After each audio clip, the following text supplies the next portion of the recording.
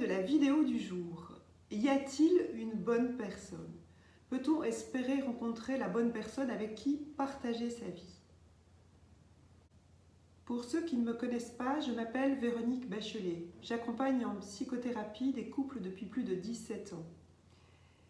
Et m'est venu l'élan, l'idée d'ouvrir cette chaîne YouTube pour partager mon expérience, mes observations et en tout cas peut-être pour vous donner des clés à propos du couple et plus particulièrement dans cette série de vidéos de la rencontre amoureuse. Jusque-là, dans vos rencontres, si vous avez fait une ou plusieurs rencontres auparavant, avez-vous l'impression d'avoir rencontré la bonne personne?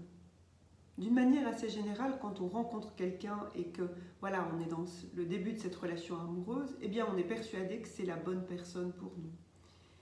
Alors du coup, quels sont pour vous les critères d'une belle relation?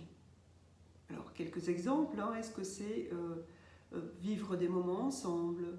Est-ce que c'est pouvoir vous sentir accueilli, écouté? Est-ce que c'est sentir que vous pouvez faire confiance à l'autre? Enfin voilà, quel est l'ensemble des critères que vous pourriez mettre pour dire cette personne, c'est la bonne personne pour moi? Comment ça se passe dans l'intimité? Ce que vous aimez, ce que vous n'aimez pas? Est-ce que vous pouvez rire, vous amuser avec cette personne? Voilà, comment vous allez évaluer que c'est la bonne personne pour vous? Quand vous êtes avec la personne, quand vous avez été en couple, est-ce que vous vous êtes constamment posé cette question? Est-ce que c'est la bonne personne? Eh bien, j'imagine que non. Mais on peut aussi supposer que, à certains moments, vous vous soyez posé cette question. En général, on se pose cette question, est-ce que je vais rester avec lui, avec elle? Est-ce que ça va durer? Eh bien, j'en peux plus, je supporte plus cette personne. Et puis parfois, après, ça se rabiboche, la relation se remet. Et on se pose cette question quand on a été blessé. Et quand on a été blessé et que les blessures sont récurrentes et qu'on est souvent encore et encore et encore blessé sur le même thème, eh bien, c'est important de regarder ce qui vous a touché dans cette relation, ce qui vous a blessé, parce que ça vous apprend à vous connaître, ça vous apprend à savoir peut-être des choses des blessures qui ne sont pas encore totalement apaisées, qui peuvent ressurgir dans une relation, mais ça vous apprend aussi à pouvoir en prendre soin. Et ça vous donne une information aussi sur ce que vous voulez et sur ce que vous ne voulez pas. Les débuts de la relation amoureuse, c'est souvent un moment assez magique où c'est vraiment merveilleux, où on se sent complètement comblé, où on sent quand l'autre va arriver, où on pense tout le temps à l'autre, on l'a en permanence dans notre tête. Et puis ben voilà, il y a comme quelque chose d'assez magique et les hormones nous jouent un tour puisque quelque part on ne voit que la belle personne, on ne voit l'autre que dans ses côtés positifs. Et c'est ça que ça révèle. Et c'est pour ça que c'est tellement agréable.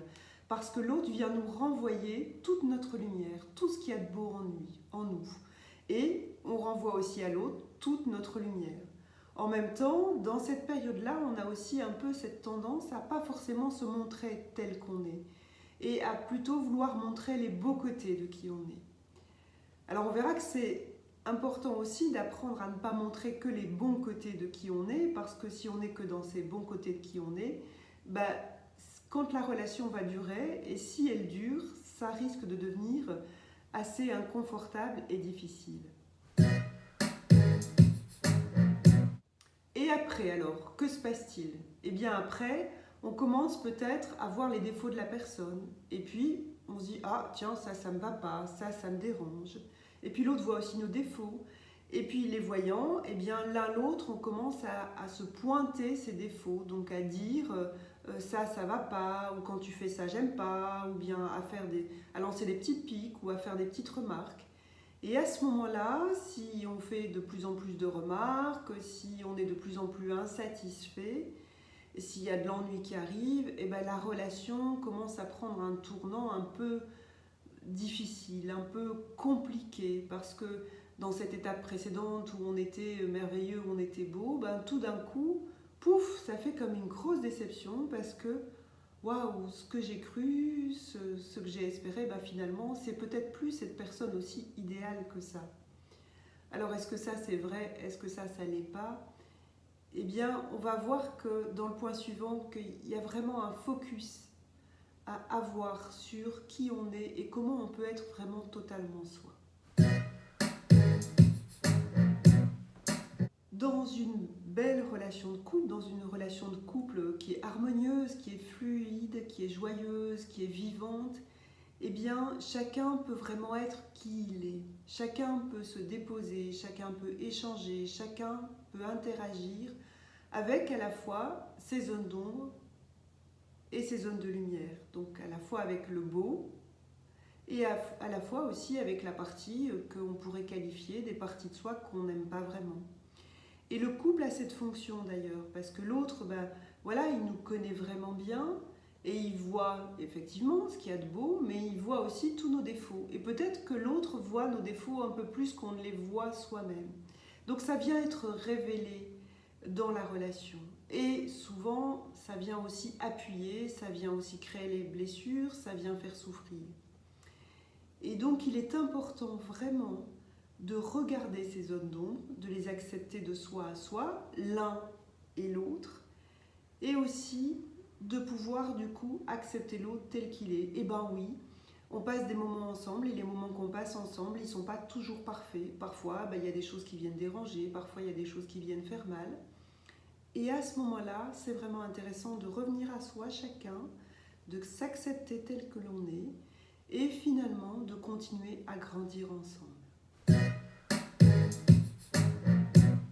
Chaque rencontre que vous faites, qu'elle soit amoureuse, qu'elle soit amicale d'ailleurs, qu'elle soit avec vos enfants, qu'elle soit avec vos collègues de travail, chaque rencontre que vous faites, et dans le couple bien sûr c'est encore plus fort parce qu'on est plus proche, eh bien vient vous révéler quelque chose de vous-même, vient vous permettre de vous apprendre à vous connaître. Et en vous apprenant à vous connaître, ça va lever aussi tout ce qui a besoin d'être vu et qui est peut-être un peu moins agréable à regarder. Et ça va aussi vous permettre du coup de savoir en revenant au cœur de vous-même ce que vous voulez, ce que vous ne voulez pas. Si quelque chose vous frustre, vous allez pouvoir dire ah tiens, mais ça c'est vraiment important pour moi, ou ça l'est pas, ou je le veux mais au fond je peux lâcher et puis apprendre que à ce moment-là je peux vivre autre chose. En tout cas, ça va vous permettre vraiment, si vous vivez cette relation en conscience, d'apprendre à vous connaître, à savoir quels sont vos besoins, ce qui vous touche et comment ça vous touche, avec quelle émotion, comment vous allez peut-être pouvoir en parler à l'autre, vous allez pouvoir dire à l'autre il se passe ça, mais vous allez aussi pouvoir du coup, si vous êtes suffisamment à l'écoute de vous-même, être à l'écoute de l'autre. Et du coup, la relation, elle devient plus authentique, elle devient beaucoup plus vraie et elle a beaucoup plus de chances de durer et elle est agréable. Et enfin, dans ce dernier point, il est important de regarder comment les relations précédentes, elles vous ont apporté quelque chose.